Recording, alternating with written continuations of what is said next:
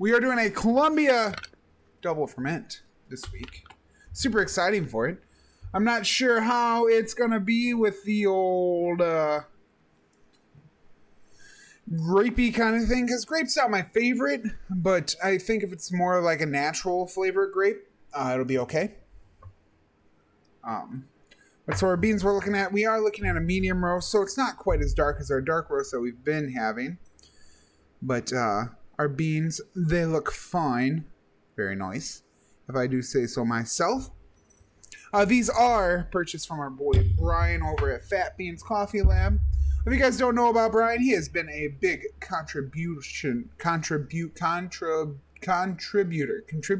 There we go. Over at on Twitch here. If you guys ever want to try any of these beans,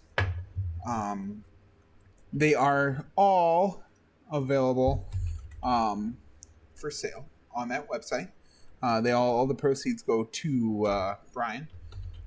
What does double ferment? I don't know. Let's find out. Double fermentation coffee. Let's figure it out. That's double washed.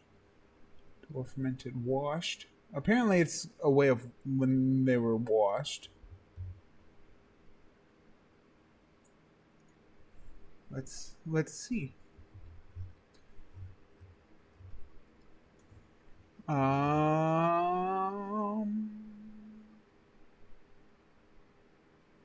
So it's the way they're processed, apparently.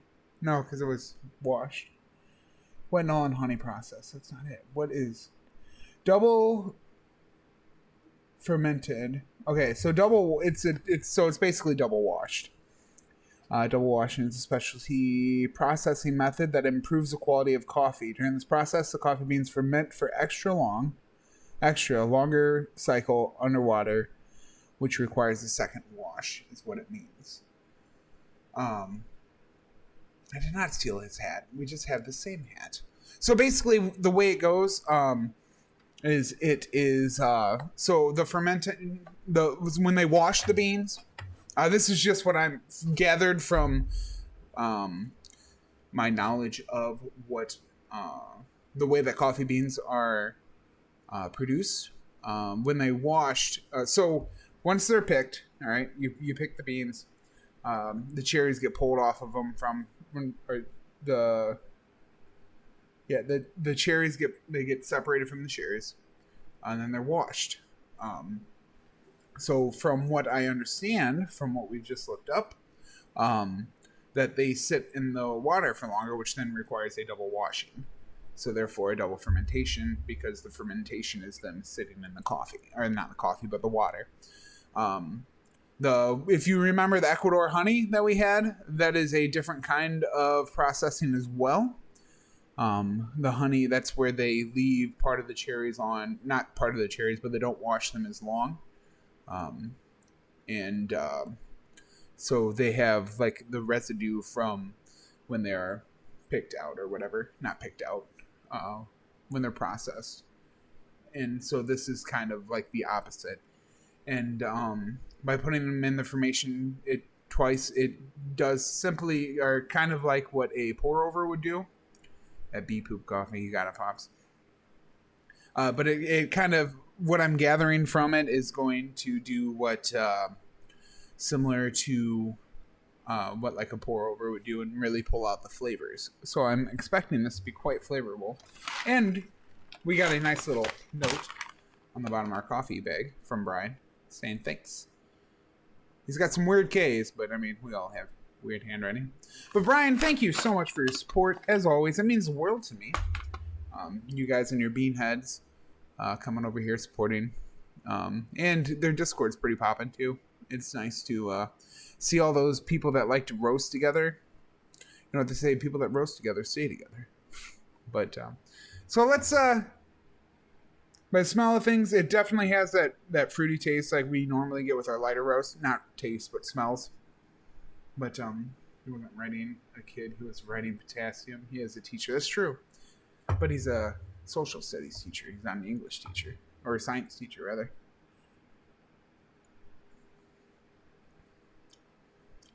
So it's got quite the acidity to it, which is now, ooh, that's nice. It's quite delightful.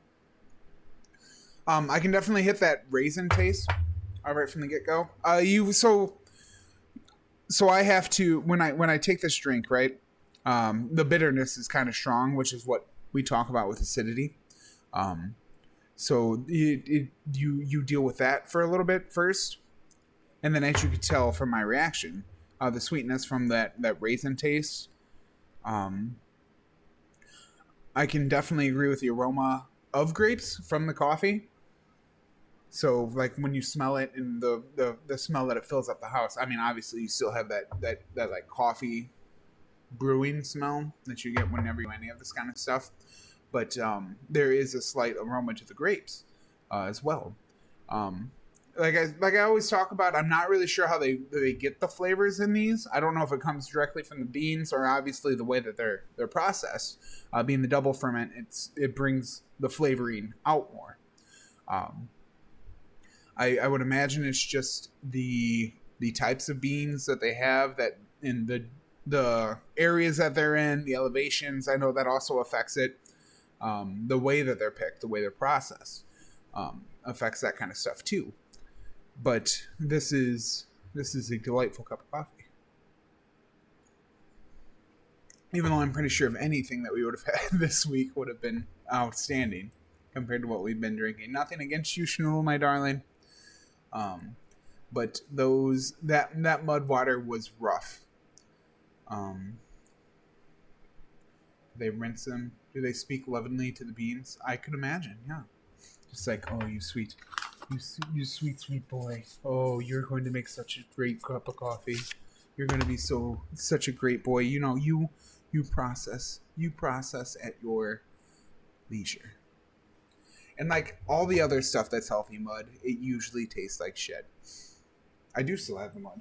It is in a cup. Not a cup, but right here. Right here. It's got about half a container left.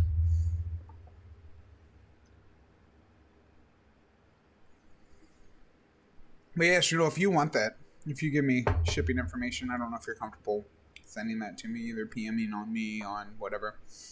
But I will more than be willing to send the rest of that container to you. Like I said, I said something earlier in the stream about it. I know if you're comfortable, I understand. If you're not, and that's fine. But if you want it, it's there for your liking.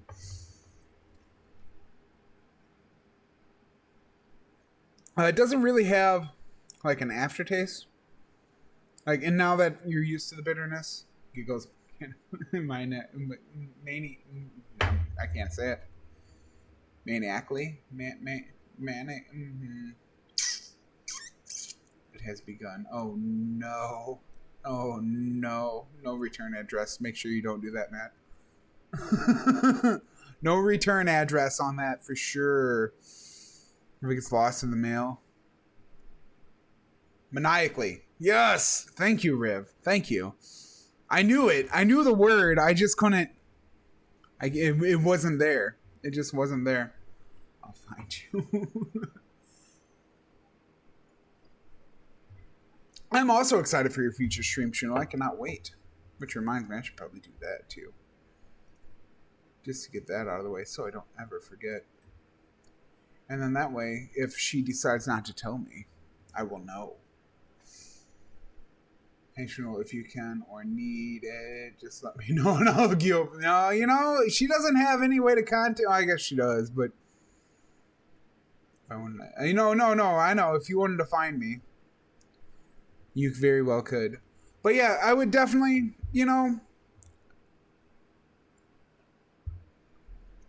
it's a delightful bean. It's got very good flavor. It's very full flavor. Bitterness is not too rough. Considering this is the first coffee I've had in over a week. That's not true. I had a couple at work. But for the majority of this is the first non-house coffee that I've had in a week. It's very delightful, very delicious. I would probably give it about, let's say 6 cups. It's good. It's not great. You know what I mean? It's not like top tier. Like we had, oh man, that tenor we had was so good. But yeah, let's say 6 because it's nice. It has a nice flavor. It's got a full flavor, but it's not a unique flavor. You know what I'm saying? So let's just do that. That sounds good. But we will go back to roast rate, not roast rate, but break screen, and we will get back to the game. So you guys go ahead and keep chatting, chat it up, get it out of your system, and we'll go back to Spec Ops. I don't know how far we're into it, but I'm enjoying it so far. I'm a little bit confused with the story. Having problems with designating who's who. You know what I mean? Like we go to these cutscenes and it's just like, I should probably know who those people are, but I'm not sure. But another old school Pooks. All right. So yeah, let me go fill up my coffee cup, and I forgot to grab my water bottle, and we'll be back.